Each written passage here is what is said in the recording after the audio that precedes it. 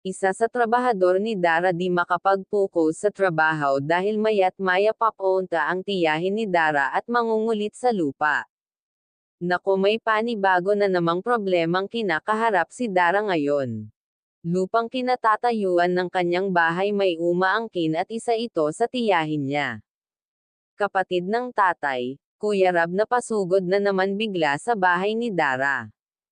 Para klaruhin ito, lola ni Dara bababa galing bundok para kausapin si Kuya Rab. Dahil may mahalahang sabihin ito tungkol sa lupa na inaangkin yumano ng tiyahin ni Dara. Kung bago ka pa lamang sa aking channel, baka pwede pakisubscribe. At huwag kalimutan suportahan ang ama ng ating Kalinga Prob na S.I. Val Santos Matubang.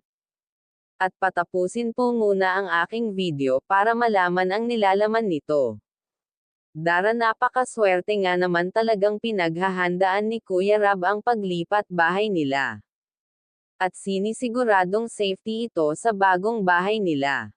At balita ko kompleto na ito sa kagamitan sa bahay. Tulad ng refrigerator, TV, at washing machine, at syempre may mga laman ng mga grocery ang refrigerator nito. Kaya Kuya Rab, minamadali na bahay ni Dara na matapos para makalipat na ito sa bahay nila. Dahil napakadelikado ng bahay kubo nila, dahil may kumakatok daw dito tuwing gabi. Ano kaya ang motibo ng mga ganitong tao, bakit hindi na lamang sila maghanap buhay ng marangal? Para sa kani-kanilang mga pamilya, hindi na sila naawa sa magkapatid na ito. Nalabis ang paghihirap nito simula nang nawala ang mga magulang nito. Kaya deserve nila ang natatamasa nilang tulong ngayon dahil si Lord na ang gumagawa ng paraan para matulungan ang magkapatid. Sa mga sponsor po ni Dara, maraming salamat sa inyong lahat.